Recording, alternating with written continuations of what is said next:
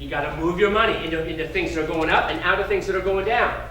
But you know, the people that hold on to things and real estate was, California real estate was down 50%. How good do you think those people felt? I'd be miserable. I mean, you just lost 50% of your net worth like that, and you're gonna feel good about things? No, you're not. That's another reason why you have to avoid bad markets. It's more than numbers. It's the psychological aspect that we as human beings. That's why people say, oh yeah, the buy and hold strategy is a great strategy in the stock market. Okay. You look at the long-term returns over 100 years. Okay. Did they ever tell you how human beings react when their portfolio's down 80%, 45%, or 50%? I live in a fairly affluent area, and I work out with a lot of these guys, retired doctors and retired people, and they've got a lot of money in retirement accounts. You know, a lot of them had, like, let's say, for example, 5 million, and after the last stock market crash, it got down to 3 or 2.5, and you know what they did? You think they held? No. They don't. The pain gets too severe. They sell. And so when the thing turned back up, you think they were objective enough to follow the numbers and jump back in? Yeah. Oh, hell no. I mean, this is human nature.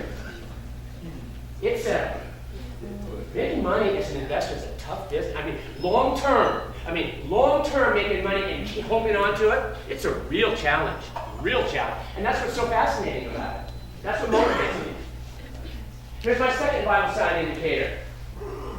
Second, new home building permits. This is nationally 6.3% year over year. That's positive. That's positive. That's good. Trend is up. Let's look at vital sign indicator number 3, mortgage defaults. They're down in Sept 2015. They were 1.4% of all mortgages were in default. Now it's only 1.0. That's good. The trend is still down. Interestingly, though, things don't go to zero, you will notice. Pretty soon they're going to get close, and things are going to turn. Looks like they have for the last 200 years in the market. Do you think market dynamics have changed in 200 years? Not a bit. Some of the best books I have are 50 years old by some of the old-timers. Same principles. It doesn't matter whether it's real estate or stocks. Hey, I came up with this formula for tracking real estate trends, not because I got the brilliant idea one day. I was in Austin, Texas. I paid $5,000 to have a guy teach me how to trade futures. One of the best. Joe Ross. And all of a sudden, I'm a thinking person, and I said, because I've always been a real estate man. And I said, Joe, and I said, would this kind of stuff work with markets, with real estate? And he goes, Mr. Campbell, markets are markets. Markets are markets, the same principle. That stuck with me. I went home and started working on this. Same principles to make money in the stock market, work in real estate. So the thing is, in real estate, if you look at the right indicators, they work better. They're more profitable. So it's really been an interesting journey. But don't think one market's different. Oh, real estate's different. No, it's not. Nothing's different when it comes to investment markets. Vital sign indicator number 5. I'm not showing you 4 because that's foreclosures. That's a coincidental indicator, and that tracks real closely to mortgage defaults. That won't tell you too much. 30-year fixed mortgage rates. The last night, things are changing real quickly. At the end of November, early November, they're 3.54%, and that was still only, almost a quarter of a percentage point off their all-time low. The all-time low was back in November 2013. Somewhere about November, maybe it's 2012. I think that was the low. I may have that wrong. But have things changed since then? They've changed a lot. Anybody mortgage brokers in here? What's the 30-year fix going for right now today with 1 point? Wells Fargo. Huh? Under 4. What is it? I don't know. 1% is under 4 too. Yeah. It's not 1. Well, it's 3. Is it 4 yet? Because I'm reading different things, and I don't have time to follow that because that's not my business. I'm a macro guy. I'm always flying at 35,000 feet. I don't freaking give a hoot whatsoever if it's 3.78% or whether it's 4.1. You know what I'm looking at? 5-letter word that starts with T. The trend. That's all that matters. Which way are these things trending? And what's the trend right now? It's up. I mean, year over year, it's still down. I say there's nothing to worry about. And of all the key indicators that I follow, the one that's least predictive of future real estate prices, you know what it is? Interest rates. Prices can still go up with rising interest rates for a while. So don't think this is, a lot of people say, I'm getting out. Campbell, I believe you. Rates are going up, I'm getting out. You don't have to get out. The rates are still up. I mean, at least this time, I think that the markets are going to hang in, that I would assume based on history, the markets are going to hang in there for a while. But if we see mortgage rates, you know, keep climbing, climbing, climbing, I can almost guarantee you, it's over, boys and girls.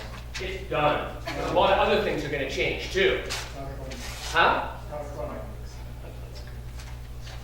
Also, the LIBOR index. What the LIBOR index, how many people here know what the LIBOR index? It's an international, it's the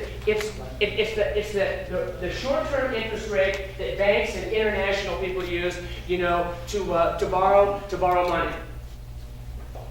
Okay, a year ago, all year over year, LIBOR was 0.33. A year later, it's 0.88. It's tripled. Now, okay, is that significant? Well, look where it's kind of stayed in here like that. It's never had that kind of jump. It's had a few jumps.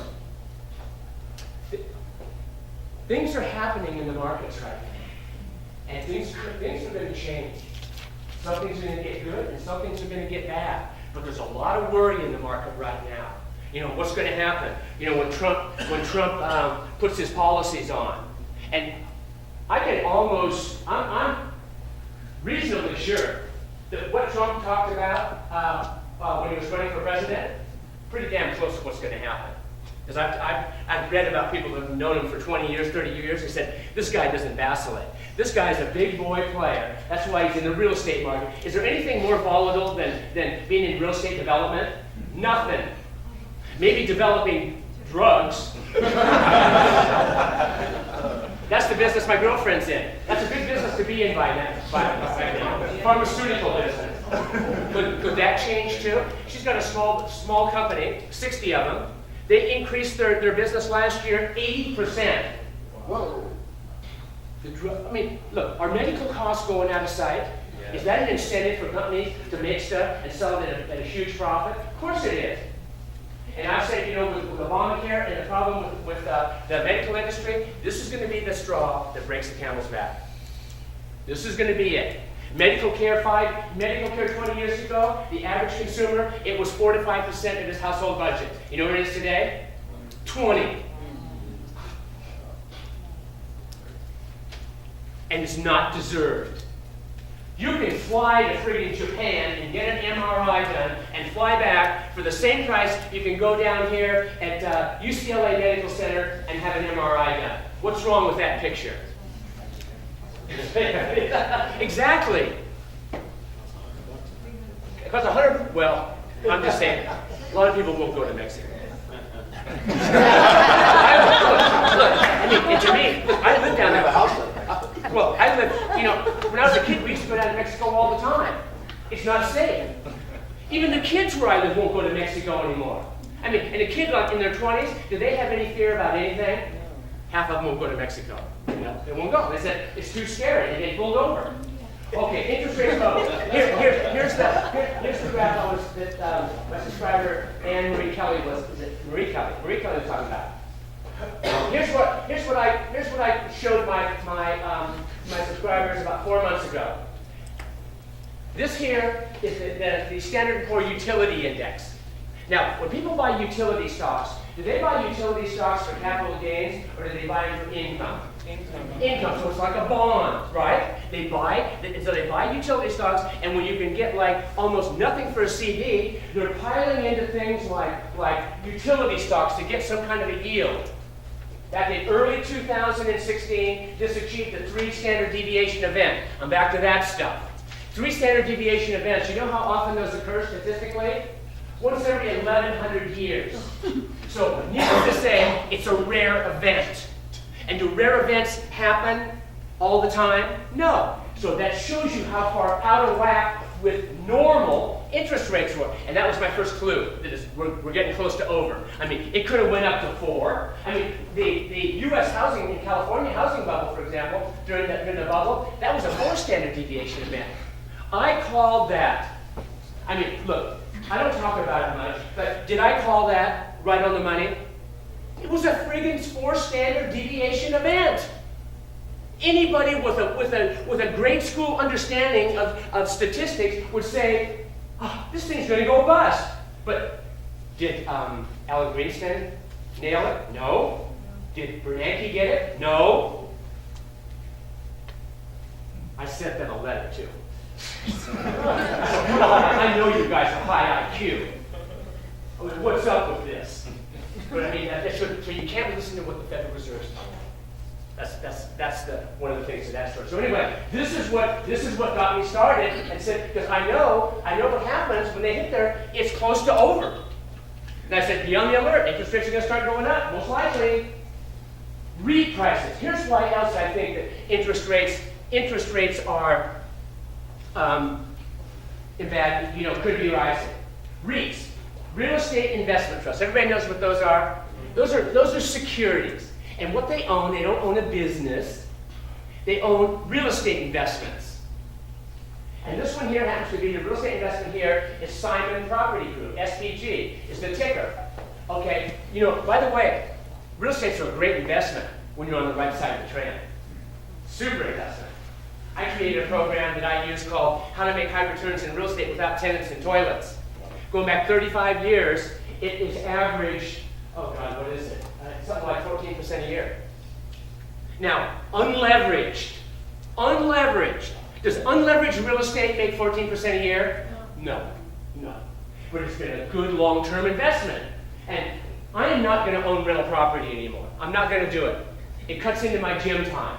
Even when I was developing, I built 8 units apartments, 16 units. I'd rent them up, sell them. Give me the cash. Because I'm not going to own those things because I don't like managing property. I don't. And especially anybody that's managed property, if you manage property, I never did, for like 5 years or 6 years, and you have the same tenant, and all of a sudden you get a timely letter from Campbell that says, sell. Are you going to call and tell your tenant that you're going to sell? People develop emotional relationships with tenants. It's human nature. It's hard to do that. I mean, and I really have a heart for that. It would be hard for me to do that. A family or something that's lived there, and you kick them out, especially in today's rental market. Wow. So I just don't want to do it. I'd rather have the cash. Ready cash, if you know what you're doing. That's how you cut deals. Like developers. Developers don't, most of them don't hold. They build and sell. Right. Build and sell, go bust. It's the riskiest business in the world. But look. This here is a 10-month moving average. 10-month moving average. This is, going back to 2012. So you see, what's the trend? What's the trend there? Look what's happened in the last 3 months. REITs fell 22% in 3 months. Why? Why are they falling? All my indicators show the trend is still up, right? Definitely up. Why are they falling? I think it's smart money. I think they're getting out. They think interest rates are going to go up. And for the kind of property they own, this is commercial property, that's commercial property. They knew cap rates are not going to stay low. Cap rates are going to start going up, and they're going to have to reprice their properties at lower values to get them sold. That would be my explanation. The only time we've ever seen this kind of fall was back in 2000, I think it was 2007, 2008. You know how much REIT prices fell? 78%. 78%. That's a nice crash to avoid, isn't it? We avoid it. Okay, odds of a December rate hike. The Fed's meeting in December. They've been saying, we may raise rates, we may raise rates. Okay, the market has a casino where they bet on this stuff. You know what I mean? Oh, you can bet on anything, right? You can have 2 birds on a wire, and somebody will take your bet which one's going to fly off first. So here's the odds of this. Over 90% chance of a rate hike. So that's not a good sign, is it? That they're going to raise rates. And why would they raise rates? Well, I'll give you a reason right now. The pension funds in the United States are going broke. That's only an $18 trillion industry. I'd like to bail them out with newly printed money. Of course, there's no consequences to that. Oh, yeah, just give them the money. Right. Give them the money. So anyway, look, so all this supports the fact that as of right now, expect higher interest rates in the future. California's housing market. California's housing market experiences the most dramatic booms and busts in the country. That's why it's the perfect place to time the market. Because to be a market timer, you want volatility. You don't want to be timing real estate in Kansas. Look, I'm not saying you can't make money in Kansas, and I'm sure you can. But you're not going to make it with, buying low and selling high like you can in California. California housing booms. California prices versus U.S. housing prices. Here's California in the red line. Here's the United States. This is FA pricing. Look how dramatic the swings are. This is where you live, you guys.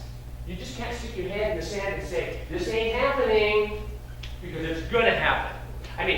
The booms go up high, on a higher percentage basis than national, and the busts are more extreme too. And even here, even during the 1990s, from 1990 through 2000, prices never went down nationally. Anybody here remember the 1990s, from 1990 to 1996? Stayed alive to 95. Anybody hear that? Remember that expression? Yep. 6 years. Those are tough years.